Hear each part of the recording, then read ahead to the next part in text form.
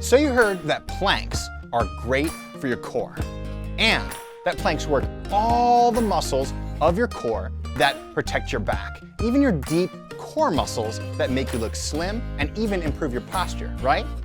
However, there's dozens of plank variations out there to try, and you probably aren't sure which one is right for you or how to do it with perfect form. Well, the good news is, in this video, I'm going to show you 3 different planks that you can use to strengthen all of the muscles of your core. Oh, and I'm also going to show you a 9-minute follow-along plank workout that you can use. Let's dive in.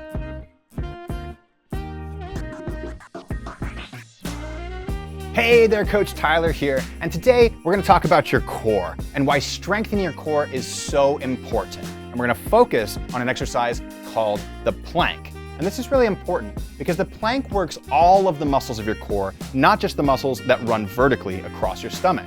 In fact, so many people focus on really bad exercises, things like crunches and sit-ups that only target the rectus abdominis that run vertically across your core.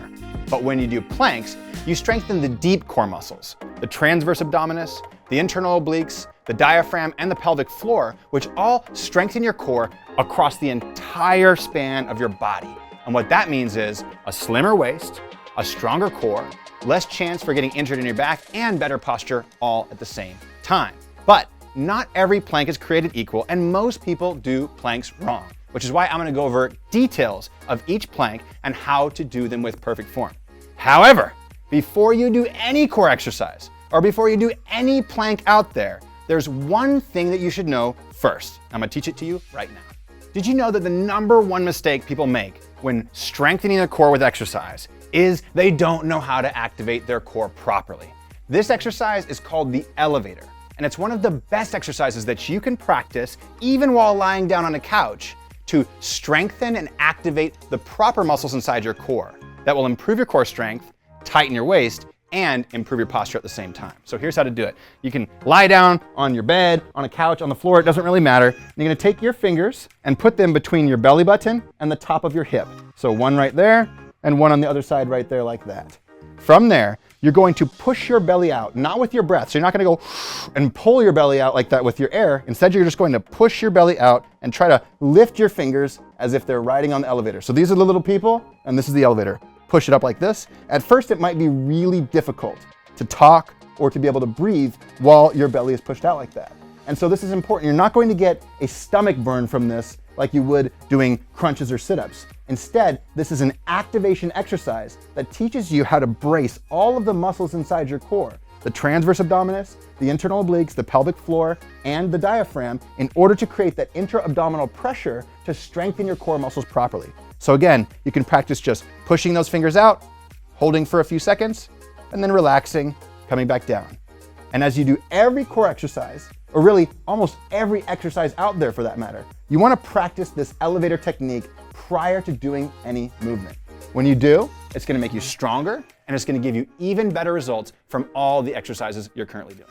Okay, now that you know how to properly activate your core using the exercise I just showed you, the elevator, try to maintain that as you do every single plank variation that I'm about to show you. This is my absolute favorite beginner plank variation. It's called the high chair plank, and just about anybody can do this. So you're gonna need a nice sturdy chair. You're gonna be able to lean in on it, and what you don't want is for the chair to move forward or fall down, okay? So make sure that chair is sturdy. You can also use a dresser, something really solid in front of you. What you're gonna do is come into a plank position by bringing your feet backwards, and you can slowly walk your feet backwards until you feel that tension in your core start to happen. And what you wanna focus on here more than anything is 2 simple things. 1, squeeze your glutes like this. So from a side angle, you don't want your butt sticking out like this. You wanna think about everything being tight, so your glutes fully tight. That's gonna activate your core muscles immediately. And the second thing is, instead of pushing forward on the chair, like you're trying to shove yourself that way, you want to think about pulling backwards on the chair, almost like you're thinking about tilting it on its back legs like this. So hold that position, squeeze the glutes. That's gonna take care of a lot right there and protect your lower back. Second, pull back on the chair, and you're gonna start to feel your lats, your core is gonna activate significantly harder. Now this is so important because even myself, someone who could do more advanced variations of the plank, can make the high chair plank incredibly difficult depending on how much I activate the proper muscles. So one more time, squeeze the glutes, tall posture, activate those lats by pushing down on the chair as much as you can and hold that position. Your body should be shaking, you should feel your core going crazy, and if you can hold that position with those tight lats for 30 to 60 seconds, then you can go on to the intermediate variation. Okay, this is an intermediate plank variation called the low chair plank. So you're gonna need a nice sturdy chair that's not gonna scoot around you or tip from side to side. And what you're gonna do is bring your hands down to the chair. I like to turn my fingertips outward. This is gonna spare the wrists a little bit. And you're gonna step your feet back into a plank position. And you can play around with the position where your feet are at. You can go a little bit further back. The further back you go, the more it's gonna activate your core. The further forward you go, the less it's going to activate your core. In a perfect world, I want your arms with about a 90-degree angle from here to your body, okay? From there, don't push forward on the chair like this to maintain the plank. Instead, you want to pull backwards on the chair like you're trying to drag it towards your toes.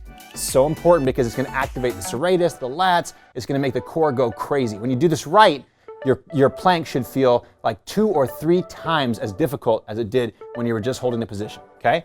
So again, here, squeeze those glutes, tuck the pelvis, don't let the back sag, and then pull the chair towards your toes, and oh my God, you can feel the burn as long as you keep that tension there. So practice holding this exercise while really thinking about that tension here and that tension in the glutes. And if you can hold it for 30 to 60 seconds while maintaining that tension the whole time, then you can go on to even more advanced variations of the plank. If you enjoyed these simple exercises and you really want to start building strength and building muscle so you can actually feel great in your body again, and so you can actually move around in real life without feeling strained, then you're gonna love the simple workouts that we create for our members over at Weshape. In order to get one of these workouts, all you have to do is click the link below, take our new client survey, and once you answer those questions, we'll create a customized follow-along workout where every single exercise in your workout is customized to your individual skill level and your current level of strength. Just go ahead and click that link below and we'll send you a customized workout for free today. Okay, this exercise is called the kneeling side plank, and you're gonna do it on your hand. This is a beginner variation of the side plank, and it's a really great stepping stone to eventually being able to do a full side plank. So it looks like this. You're gonna bring your knees in alignment with your body like this. It's okay if they're a little in front. It's also okay if you can keep everything in one perfect line like this. From there, place your hand flat on the ground with your fingertips pointing away from you. You're going to squeeze your glutes, so you're gonna try to drive your hips forward like this and lift your hips off the ground so that your spine is in one straight line. So from the top of your head, through the middle of your chest, through your belly button, through all the way to the knees is one straight line. And what you'll start to feel is the muscles on this side working to be able to maintain this position. Now there's an important note here on the side plank that's going to be super critical for you getting great results with this exercise. Most people when they hold this exercise, they push their hand out like this, almost like they're doing a shoulder raise. And what that does is it de-emphasizes the lat and the oblique, and it emphasizes the shoulder and the neck. So if you get tight shoulders or tight neck while doing this exercise, it's because you're not doing it properly. Instead, what I want you to do is in the plank, I want you to think about trying to drag your palm towards your knees. You're not actually gonna move, but you're gonna apply force this direction. When you do, the muscles on this side of your body, the lat and the oblique, are going to fire like crazy. It's gonna make it way more effective. It's gonna make it so you don't even have to hold it as long, and you're gonna get better results at the same time. So coming to that position, right? So if I'm pushing my fingers forward like this, I'm using my shoulder. If I'm pulling my hand towards my knees like this, even someone like myself who can do advanced variations can make this exercise incredibly difficult. So while you're holding the kneeling side plank on your hand, try to bring your hands towards your knees, feel that lat, feel that oblique fire, and try to hold that tension while you're doing this exercise during the entire time. Now, once you can do this for anywhere between 30 to 60 seconds while holding that nice tension, then you can try a harder variation. Okay, this is an intermediate side plank variation called the kneeling side plank on your elbow.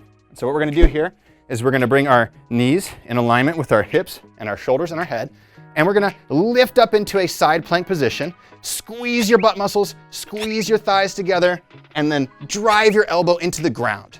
Now from here, try to think about dragging your elbow towards your hip. You're trying to do this on the inside. Again, you're not moving, you're trying to create that tension in the lat and the oblique that really makes this exercise effective. Okay, now that you've worked the sides of your body with the side plank, there's one more plank variation that very few people do. That's gonna work the back side of your body. And this is super important because if you neglect the back side, then you're susceptible to bad posture, back pain, et cetera, et cetera. So let's get started with a beginner version called the half tabletop lift. This exercise is called the half tabletop lift. And it's so good for strengthening all the muscles of your back, especially your lower back, getting your glutes activated, your hamstrings, and even opening up your shoulders and improving your posture at the same time. So here's how it's gonna look. You're gonna start with your feet straight forward like this, and you're gonna take your fingertips and you're gonna point them backwards like that. Now from there, you're gonna dig these heels into the ground, you're gonna bring your toes towards your nose, and you're gonna try to curl your heels into the ground and lift your hips as high as you can. Doesn't matter if you're not flexible, that's high enough if you need to, and then come back down. And every time you lift back up, what I want you to think about is trying to bring your hips higher and higher, higher, higher, higher. And the goal is, at the end, for you to come all the way to the top and you look like a tabletop, right? So once you hit this level of flexibility, you can go on to a more difficult variation. But first, let me tell you one more thing that's important. At the top of this position, we don't want your shoulders to roll forward like this. Instead, we want them to open up like this. So it's important when you do this exercise to think about shoulders back and down as you go through the movement. That's gonna give you more flexibility, it's gonna protect your shoulders, and it's gonna strengthen the muscles around the shoulder blades too, which are really important for your upper back posture. So again, every repetition, try to bring your hips a little higher, and once you're able to come all the way to the top position, which might take a while to get there, flexibility takes time, then you can go on to a more intermediate variation of this exercise. All right, this is an intermediate plank variation that works the backside of your body, stretches your shoulders, and really strengthens your glutes at the same time, called the tabletop hold. So to do this exercise, you're gonna come into that seated position, fingertips pointed backwards right behind your butt like this. You're gonna dig your heels in the ground, lift your toes towards your nose, and you're gonna come into a tabletop position. So right here, you're gonna squeeze your glutes, you're gonna drive your shoulder blades back and down, and you're gonna let your head come back into a neutral position. So not scrunched up like this, not arched back like that, just right in the middle, as much as you can feel it as comfortable, right? So right in this position, hold, breathe shallow, and really again, check everything. Toes go up towards your nose, hamstrings are curled, meaning you're pulling your heels this way even though they're not moving. You're squeezing your butt to try and fully finish the hips in that position. Shoulder blades are back and down, tall to the top of your head. And once you can hold that exercise for anywhere between 30 to 60 seconds, then you can move on to a more difficult variation of the tabletop. Okay, now that you know how to do my 3 favorite planks, and with perfect form, I wanted to put this together into a simple 9-minute beginner plank workout that you can use to put this to work right now. So, check this video out right here. Inside, I'll give you a follow-along workout that you can use to start seeing amazing results fast. I'll see you there.